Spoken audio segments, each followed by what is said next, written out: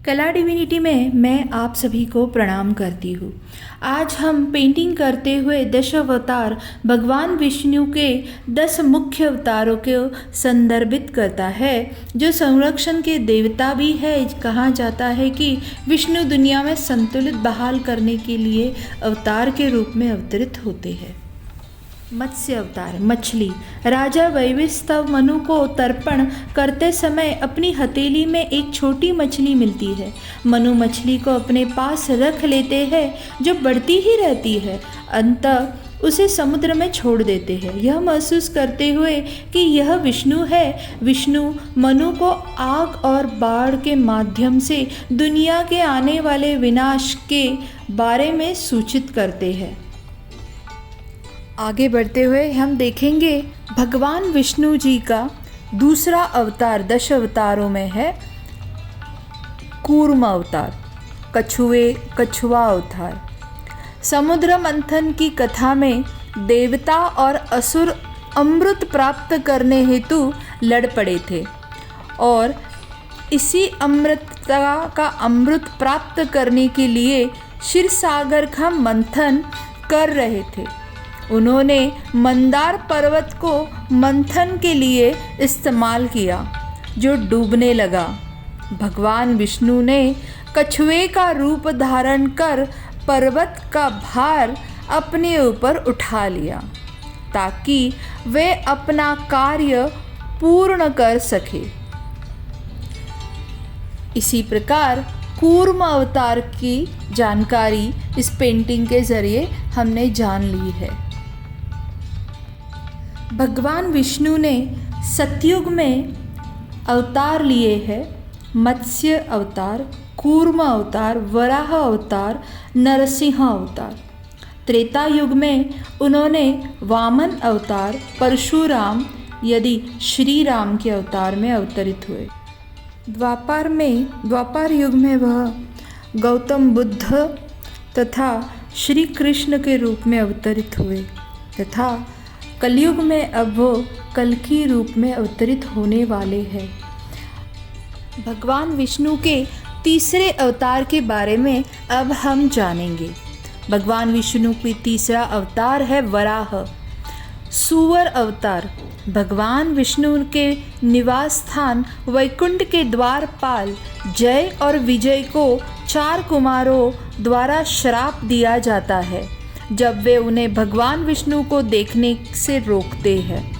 वे भगवान विष्णु के विरोधी के रूप में 3 बार असुर के रूप में पुनर्जन्म लेना चुनते हैं। अपने पहले जन्म में वे हिरण्याक्ष और हिरण्यकश्यप नामक भाइयों के रूप में पैदा हुआ। वराह हिरण्याक्ष को हराने के लिए प्रकट हुए, जिसने पृथ्वी का अपहरण कर लिया था और विस्तार से पृथ्वी देवी भूमि का और उसे ब्रह्मांडीय महासागर के तल तक ले गया। माना जाता है कि वह वराह और हिरण्याक्ष के बीच युद्ध 1000 साल तक चला था। वराह ने युद्ध जीतकर पृथ्वी को अपने दांतों के बीच समुद्र से बाहर निकाला और ब्रह्मांड में उसे अपने स्थान पर बहाल कर दिया। इसी तरह हम वराह रूप के बारे में जानकारी ली। अब आगे देखेंगे हम विष्णु जी का चौथा अवतार, जो है नरसिंह अवतार। आधा मनुष्य आधा शेर अवतार। हिरण्यकश्यप ने अपने बेटे प्रहलाद सहित सभी को उनकी धार्मिक मान्यताओं के लिए सताया, जो विष्णु का भक्त था। हिरण्य राक्षस था, जिसे भगवान ब्रह्म से एक महान वरदान प्राप्त था, जिसके अनुसार उसे मनुष्य या पशु द्वारा घर के अंदर या बाहर, दिन या रात, पृथ्वी पर या तारों के बीच किसी भी जीवित या निर्जीव हथियार से मारना असंभव था। भगवान विष्णु ने अपने अवतार के दौरान एक मानव रूप धारण किया था, लेकिन उनका सिर और पंजे शेर के थे। राक्षस शाम के समय अपने आंगन की दहलीज पर अपनी जांघों पर लेटा हुआ था। तभी उसके पंजों से उसका पेट फाड़ दिया गया। उन्हें अपने भक्त प्रहलाद सहित मनुष्यों के उत्पीड़न को समाप्त कर दिया। इस पेंटिंग करते हुए मुझे एक बहुत ही सुंदर भजन याद आ रहा है जो आप सभी के परिचय में है। श्रीमन नारायण नारायण हरि हरि, स्वामी नारायण नारायण हरि हरि, श्रीमन नारायण नारायण हरि हरि। ये भजन हमने बहुत बार सुना है, जो भक्त प्रहलाद ने हरि के नाम से अपने भगवान के नाम पे ये भजन गाया। भगवान विष्णु का 5वां अवतार वामन बौना अवतार प्रहलाद के पोते बलि भक्ति और तपस्या से स्वर्ग के राजा इंद्र को हराने में सक्षम थे। इसने अन्य देवताओं को विनम्र किया और तीनों लोकों पर अपना अधिकार बढ़ा दिया। देवताओं ने विष्णु से सुरक्षा की मांग की और विष्णु एक बालक वामन के रूप में अवतरित हुए।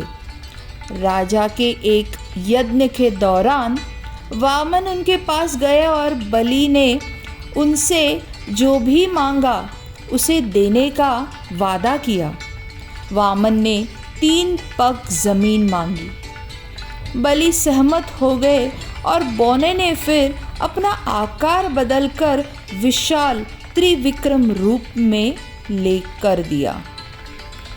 अपने पहले पग में उन्होंने सांसारिक क्षेत्र को ले लिया, दूसरे से उन्होंने स्वर्गीय क्षेत्र को लिया। इस प्रकार प्रतीकात्मक रूप से भी जीवित प्राणियों के निवास को लिया। फिर पाताल के लिए 3रा पग बढ़ाया। अवतार ने ऐसे किया और इस तरह बलि को अमरता प्रदान की और उसे पाताल का शासक बना दिया। विष्णु ने बलि को एक वरदान भी दिया, जिसके तहत वह हर साल धरती पर लौट सकता है, जिसे हम बलि प्रथा और ओणम के रूप में मनाते हैं। भगवान विष्णु का 6ठा अवतार है परशुराम। योद्धा अवतार है। वह जमदग्नि और रेणुका के पुत्र है और शिव की तपस्या के बाद उन्हें वरदान के रूप में एक कुल्हाड़ी दी गई थी। एक बार राजा कार्तवीर्य अर्जुन और उनकी शिकार परशुराम के पिता जमदग्नि के आश्रम में रुके। ऋषि दिव्य गाय के कामधेनु की सहायता से उन सभी को भोजन कराने में सक्षम थे। राजा ने गाय की मांग की, लेकिन जमदग्नि ने इनकार कर दिया। क्रोधित होकर राजा ने बलपूर्वक सारे आश्रम को नष्ट कर दिया और गाय लेके गए। तब परशुराम ने राजा को उसके महल में जाकर मार दिया और उसकी सेना को नष्ट कर दिया। बदला लेने के लिए कार्तवीर्य के पुत्रों ने जमदग्नि को मार डाला। परशुराम ने 21 बार दुनिया भर में यात्रा करने और पृथ्वी पर हर क्षत्रिय राजा को मारने की शपथ ली और उनके खून से 5 झील भर दी। अंततः उनके दादा ऋषि उनके सामने प्रकट हुए और उन्हें रुकने के लिए कहा। परशुराम चिरंजीवी है और माना जाता है कि आज भी महेंद्रगिरी में वह तपस्या करते हुए जीवित है। हिंदू पौराणिक कथाओं के अनुसार उन्हें अपनी शक्तिशाली कुल्हाड़ी फेंककर कर्नाटक और केरल के तटीय क्षेत्र बनाने का श्रेय भी दिया जाता है। कुल्हाड़ी जिस जगह समुद्र में गिरी उसका पानी विस्थापित हो गया और उस तरह जो भूमि उभरी उसे कर्नाटक और पूरी केरल के तट के रूप में जाने लगे। भगवान विष्णु का 7वां अवतार है अयोध्या के राजा राम। वे हिंदू धर्म में एक आम और परिपूर्ण जाने वाले अवतार है और उन्हें आदर्श पुरुष का धार्मिकता का अवतार माना जाता है। उनकी कहानी हिंदू धर्म के सबसे व्यापक रूप से पढ़े जाने वाले ग्रंथों में से एक रामायण में वर्णित किया गया है। भगवान विष्णु का 8वां अवतार है श्री कृष्ण। कृष्ण देवकी और वासुदेव के 8वें पुत्र और यशोदा और नंद के पालक पुत्र है। हिंदू धर्म के अक्सर पूजनीय जाने वाले देवता है वह। उनका जन्म अपने अत्याचारी मामा कंस का वध करने के लिए हुआ था। वह महाभारत के एक प्रमुख नायक है। विशेष रूप से कुरुक्षेत्र युद्ध में अर्जुन के सारथी के रूप में उनकी भूमिका में उन्हें प्रेम, कर्तव्य, करुणा और चंचलता जैसे कई गुणों में दर्शाया है। कृष्ण का जन्मदिन हर साल हिंदुओं द्वारा कृष्ण जन्माष्टमी के दिन मनाया जाता है। आमतौर पर हाथ में बांसुरी के साथ दर्शाया जाता है। कृष्ण महाभारत, भागवत पुराण और भगवत गीता में भी एक केंद्रीय पात्र है। वैशाख महीने की पूर्णिमा के दिन भगवान गौतम बुद्ध का जन्मदिन मनाया जाता है। महात्मा बुद्ध को सृष्टि के पालनहार श्री हरि भगवान विष्णु का 9वां अवतार माना जाता है। बुद्ध के जन्म को बुद्ध की जयंती के रूप में मनाया जाता है। भगवान विष्णु के इस अवतार 9वें अवतार भगवान बुद्ध का उल्लेख आपको कई पुराणों में मिलता है। श्रीमद् भागवत महापुराण में उनका विस्तृत उल्लेख है। ऐसा माना जाता है कि भगवान ने दुनिया में शांति लाने के लिए बुद्ध का रूप लिया था। बुद्ध शब्द का मतलब है प्रबुद्ध व्यक्ति। इसी के साथ हम देखेंगे अपने अगले अवतार।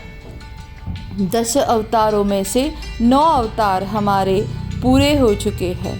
आपको यदि इस पेंटिंग और वीडियो की जानकारी अच्छी लगी हो तो कमेंट बॉक्स में जाकर ज़रूर कमेंट कीजिए। ओम शांति शांति शांति। पेंटिंग करते हुए हम आए हैं अब आखिरी अवतार पे, जो है भगवान विष्णु का कल्कि अवतार। दश महाअवतार में कल्कि को विष्णु के अंतिम अवतार के रूप में वर्णित किया गया है, जो प्रत्येक कलयुग के अंत में प्रकट होते हैं। वह एक सफ़ेद घोड़े पर सवार होंगे और उनकी तलवार धूमकेतु की तरह चमकती हुई खींची हुई होगी। वह तब प्रकट होते हैं जब केवल अराजकता, बुराई और उत्पीड़न व्याप्त होता है, धर्म गायब हो जाता है और वह कलयुग को समाप्त करके सतयुग और अस्तित्व के एक और चक्र को फिर से शुरू करते हैं। धन्यवाद।